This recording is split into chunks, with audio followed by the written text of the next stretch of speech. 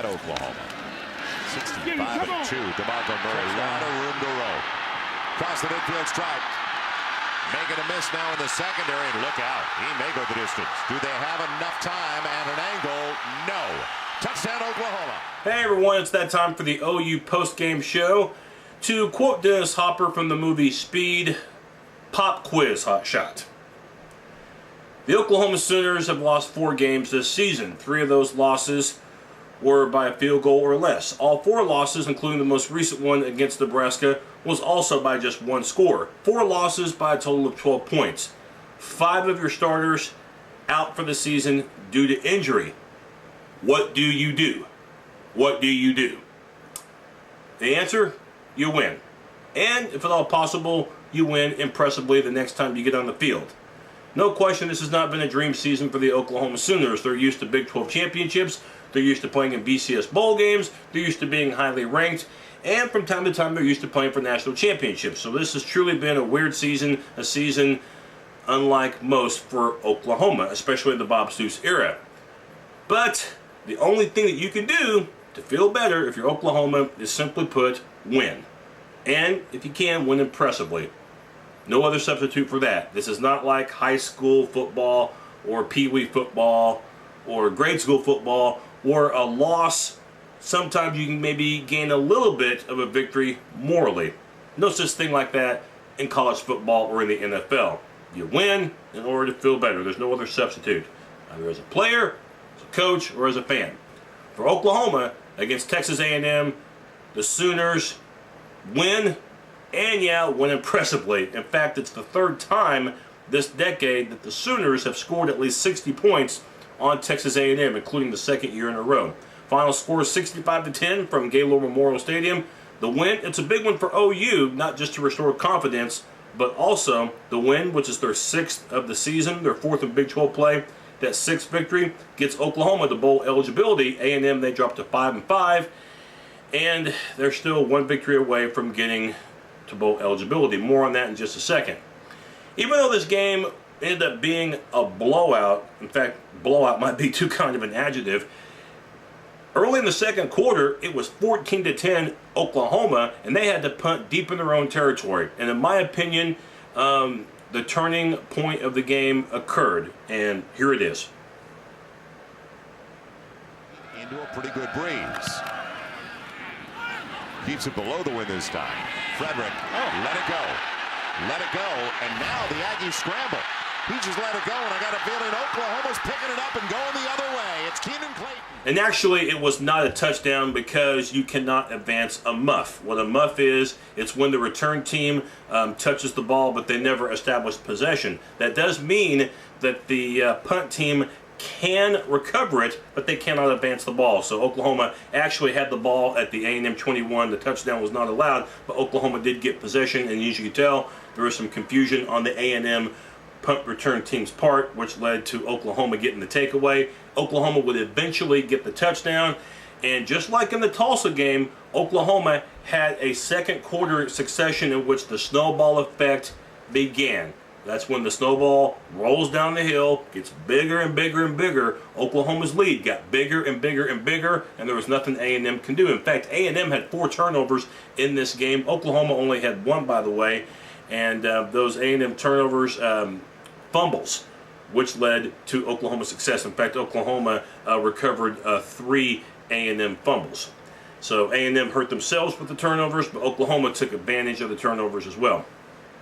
So it ended up going from 14-10 after that muff punt to 42-10 Oklahoma at halftime. And of course the game was over at that point. The only question was how many style points would Oklahoma score, and they ended up scoring quite a few. But defensively, again, another stellar performance for Oklahoma in a season in which even in defeat, the defense by and large has done their part. And again, they only give up 1 touchdown in this game, just like they did against Nebraska. The offense looked crisper. Rushing the ball did quite well. Jeremy Calhoun, believe it or not, led all OU running backs in rushing. He nearly had the 100 yards. And nice job by Landry Jones, who, by the way, shaved the stash, in case you didn't know, but he also shaved A&M's defense with 5 touchdown passes through only 1 pick. and the receiving core. It was pretty much a balanced night. Broyles got his, but actually Ryan Broyles ended up scoring a touchdown by rushing the football. And if you're getting to be real picky, how about DeMarco Murray? To me, he was the player of this game. He scored 2 long touchdowns. Believe it or not, he scored them by receiving. That's right, caught short passes and ended up taking those short passes thanks to nice blocking and took it to the distance both times. So DeMarco Murray, an outstanding game for the junior. Let's go ahead and highlight the 4 keys to the game that I had documented on the weekly matchup show just previously. Key number 1, something's got to give, meaning that Oklahoma is one of the best teams in the Big 12 at not allowing sacks, and A&M led the Big 12 in sacks with 31 entering the game. Thumbs up to Oklahoma in this department. They protected Landry Jones, didn't give up any sacks in the first half. A&M did have 1 sack, but it was nullified because of a face mask penalty on the Aggies. So statistically, Oklahoma did quite well in this department. For A&M to have any shot at the upset, they were going to have to get to Landry Jones. They had gotten to the quarterback quite a few times, as you can tell by that stat I just threw out earlier. But in this game, they weren't able to get to Jones, and that was a bad sign for an Aggie defense whose secondary was weak, and it was exploited in this game. Key number 2, wreck the A&M offensive crew if you're the Oklahoma defense. Big time thumbs up, in fact, way up in this department, as the Sooners really limited A&M. They made it a long night for Gerard Johnson, who I believe has a lot of potential. One heck of an arm he has. And they were able to contain him, and also the running attack of Cyrus Gray. Gray was ineffective in this ball game, and again, Oklahoma's defense did the job. The only touchdown they gave up was a 6-yard touchdown drive. They limited A&M to under 250 yards of total offense. Great job. Number 3, enough with the penalties, please. We go thumbs down to Oklahoma. Here we are, 10th week of the season. You've played 10 games. And you're still committing a lot of penalties if you're Oklahoma. In fact, they had 11 penalties in this game. Most of those penalties were in the first half, and the majority of those penalties, again, on the offensive interior. I don't even know if Vince Lombardi could coach this Oklahoma team to play discipline as far as penalties.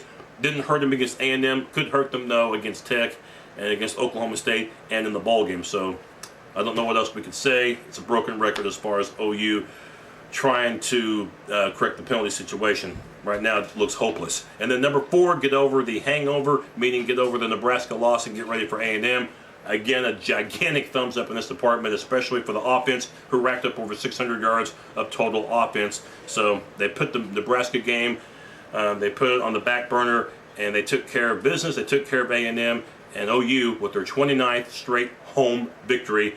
And, by the way, their 7th straight victory over the Aggies, who will definitely see better days. For the most part, it's a young team, but defensively, just like last year, they're struggling like crazy this year. Offense, there's potential, but the only way you get better is by playing better competition and by getting experience, which A&M is getting right now. So in 2010, not saying A&M will win the South, but they should be a better team because they're throwing a lot of young meat on the field right now. Up next for the Sooners, a place that has been an absolute snake pit, Lubbock, Texas, where Oklahoma has lost their last 2 trips. The Texas Tech Red Raiders, home of very rowdy fans, and from time to time, shady officiating, aka 2005. Oklahoma has not won in Lubbock since 2003. And back then, Oklahoma was number 1 in the country, and Texas Tech had a senior receiver named Wes Welker. Yeah, it's been that long ago. It'll be the Sooners and the Red Raiders next Saturday, the 21st. The game will be an 11:30 a.m. kickoff, once again on Fox Sports Oklahoma. Again, the Sooners, they win big over Texas A&M, 65-10 to move to 6-4. Oklahoma's going to go to a bowl game, but the type of bowl game they go to is going to be strictly dependent upon them. Win these last 2 games against Tech and Oklahoma State. The Holiday Bowl looks inevitable, possibly the Cotton Bowl. Anything less than winning their last 2 games could be looking at the Alamo Bowl, the Sun Bowl, or one of my least favorite 2-syllable words, Shreveport. Ugh.